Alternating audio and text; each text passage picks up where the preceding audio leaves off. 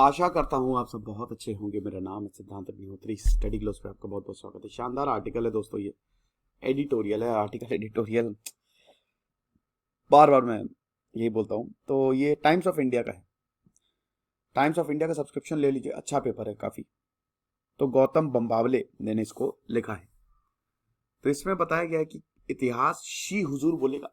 जी हुजूर आपने सुना होगा, शी हुजूर क्या होता है भाई?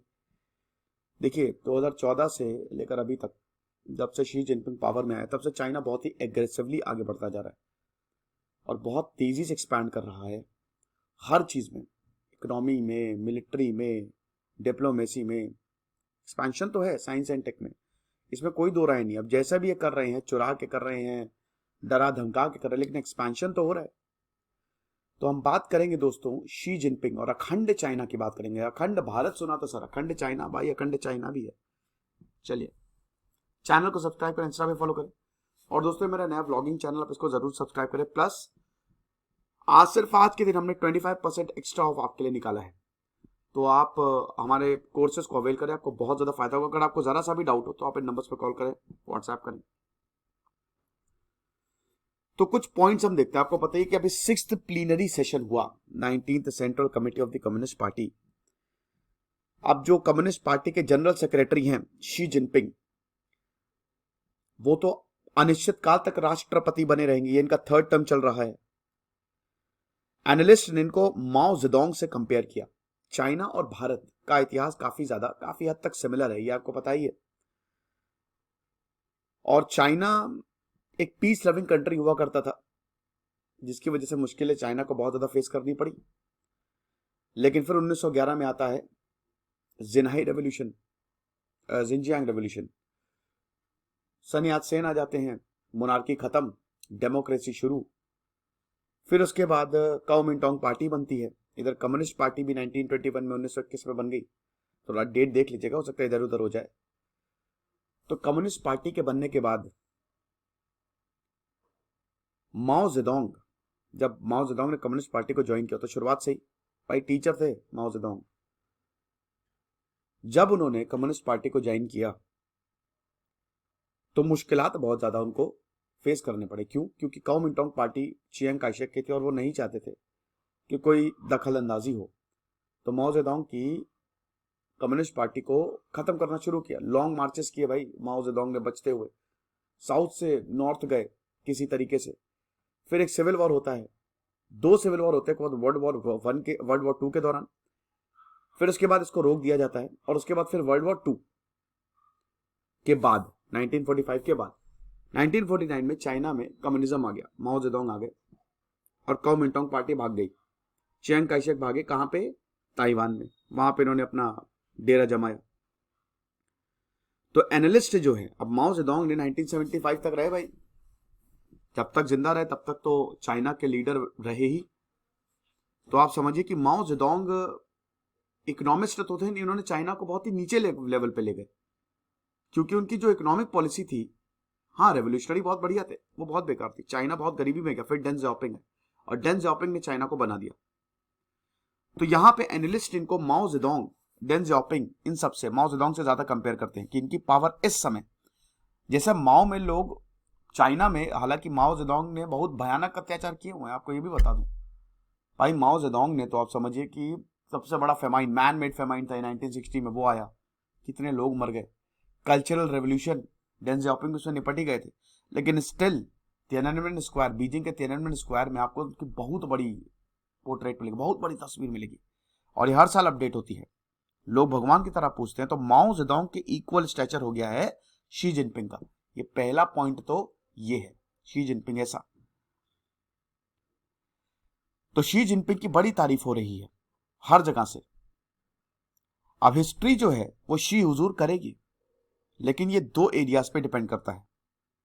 जैसे डेन ज़ाओपिंग ने बोला कि Chinese community they have learn to see truth from facts. Fact से ट्रुथ निकालो ना। अगर गरीबी है तो क्या वाकई गरीबी है? जाके देखो, भारत 7वीं अर्थव्यवस्था बहुत बड़ी, लेकिन क्या ऐसा है रियलिटी में? पर कैपिटा इनकम तो इंक्रीज हो नहीं रही है। तो फैक्ट से ट्रुथ निकालो। तो शी जिनपिंग की जो पॉलिसीज हैं, चाहे इकोनॉमिक पॉलिसी हो, जब तक ये हाई लिविंग स्टैंडर्ड दे रही है तब तक ये लोगों को बॉदर नहीं करेगी। याद रखिएगा, ये नॉट बॉदर्ड का मतलब यही है कि जब तक लोग खुश है, लोगों को कुछ फर्क नहीं पड़ता। चाहे तुम डिक्टेटर हो, चाहे तुम डेमोक्रेसी वाले हो, चाहे तुम मिलिट्री लीडर हो, चाहे तुम अत्याचारी हो, उनको कोई फर्क नहीं पड़ता अनटिल एंड अनलेस वो उनके जीवन को इफेक्ट ना करे। अगर लोग बहुत खुश हैं वहां पे, लोग बढ़िया, अगर आप डिक्टेटर भी हो, बढ़िया खूब अच्छे से कर रहे हो, आप सऊदी और यूएई में देखो ना, आवाज उठती नहीं उठेगी, कभी जिंदगी में नहीं उठेगी, क्योंकि वहां के लोग खुश है बहुत, उनको खूब पैसा मिल रहा है। चाइना में भी, चाइना इज हाईली डेवलप्ड, तो जब तक डेवलपमेंट है लोग बोलेंगे ही क्यों? लोगों को कोई फर्क नहीं पड़ता कि भाई तुम हमको डेवलपमेंट दो, हमको, हम बहुत खुश रहेंगे। तो ये शी जिनपिंग ने कर दिखाया है। यस, कुछ भी हो, चाइना में डेवलपमेंट बहुत अच्छा खासा है। तो जब तक ऐसा होगा तब तक तो ठीक है। कुछ सेगमेंट्स पे चाइना का क्रैकडाउन है, चाइना में डेमोक्रेसी नहीं है। अब ये डिपेंड करेगा, अब जैसे कॉमन प्रोस्पेरिटी क्या वाकई में अगले 10 साल में आएगी? क्योंकि एक तरफ तो हम देख रहे हैं लोग स्टैंडर्ड ऑफ लिविंग लोगों की बढ़ी है, जहां कोविड-19 में सारी की सारी इकोनॉमी नेगेटिव में थी। हालांकि अभी चाइना की इकोनॉमी स्लो डाउन हुआ है तगड़ा, वहां बाकी सब आगे बढ़ रहे हैं, मतलब सब नेगेटिव में थी, वही खाली चाइना की पॉजिटिव में थी। तो अगले 10 साल में क्या होने वाला है, ये बहुत इंपॉर्टेंट रहेगा। क्योंकि एक तरफ तो इकोनॉमिक ठीक है, इकोनॉमी आगे बढ़ रही है, लेकिन दूसरी तरफ डेमोक्रेसी के लिए डेमोक्रेसी के लिए हमको वो आवाजें देखने को मिल रही है। फिर चाइना की जो अग्रेसिव पॉलिसी, उससे भी लोग परेशान हैं। कभी जैक मा गायब हो जाते हैं, कभी इनकी नई टेनिस प्लेयर गायब हो जाती हैं, समझ ही नहीं आता। ये चीज है। चाइना ने अपने इकोनॉमिक डिसीजन मेकिंग को रीसेंट्रलाइज्ड किया है। डेंग जाओपिंग की डिसेंट्रलाइजेशन की पॉलिसी थी इकोनॉमिक्स की, इनकी रीसेंट्रलाइजेशन की। डिसेंट्रलाइज मतलब डिसेंट्रलाइज, भाई यहां पे जो बाकी प्रोविंसेस उनको ज्यादा ताकत दो। भाई शी जिनपिंग ने उनके खिलाफ कोई बुराई तो कर दे। जैक मा ने जरा सा बोल दिया था, जैक मा गायब हो गए थे। नए नए इंटरप्रेन्योर्स, इंडिविजुअल इंटरप्रेन्योर्स आ रहे हैं चाइना में, बहुत बड़े बड़े इंटरप्रेन्योर्स आ रहे हैं। अब ये कम्युनिस्ट लीडरशिप के अगेंस्ट जाता है। यकीनन चाइना के राइज में इन इंटरप्रेन्योर्स का रोल बहुत है, लेकिन they are threat to communist leadership. इसीलिए इनको रोकना बहुत ज्यादा जरूरी है। शी जिनपिंग का ऐसा मानना है कि यही इंटरप्रेन्योर जो हैं, लोग, मैंने क्या बताया, लोग जो स्टैंडर्ड ऑफ लिविंग देगा, लोग उसके पीछे भागेंगे। और ये कम्युनिज्म की फंडामेंटल फिलोसफी के भी अगेंस्ट है। कैपिटलिज्म तो भर भर के ना चाइना में, चाइना से ज्यादा किसके अंदर कैपिटलिज्म होगा? बल्कि चाइना कम्युनिस्ट कंट्री है। इस समय प्राइवेट एंटरप्रेन्योरशिप को बहुत ही निचली नजर से इस समय देखा जा रहा है, और स्टेट एंटरप्रेन्योरशिप को बहुत ऊंची नजर से देखा जा रहा है। इसीलिए अब ज्यादातर कंपनीज पे स्टेट का या तो डायरेक्टली या इनडायरेक्टली कब्जा होता हुआ दिख रहा है। तो ये बहुत इंपॉर्टेंट होगा, it will be very crucial.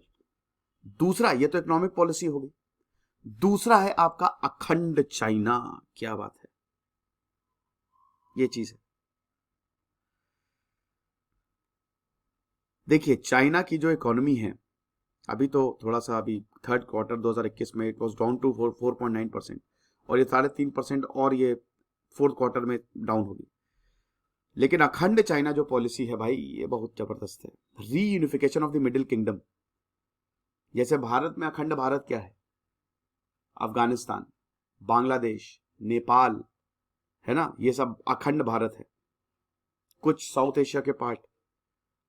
China में अखंड अखंड चाइना क्या है?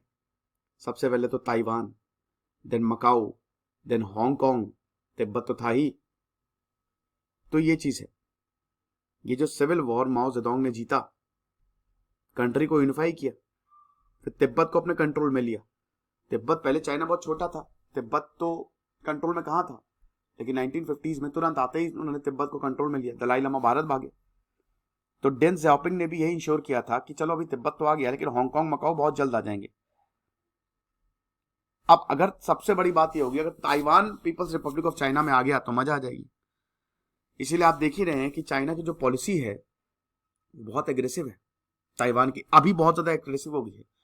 एक के बाद एक एयरक्राफ्ट ताइवान के ऊपर से जा रहे हैं, एयर डिफेंस आइडेंटिफिकेशन जोन से जा रहे हैं। Australia, Japan, Bharat, South China Sea में चाइना की बढ़ती पावर से हर कोई परेशान है, अमेरिका। अब भारत कैसे शी जिनपिंग से डील करे? स्ट्रेंथ, यही सिंपल आंसर है।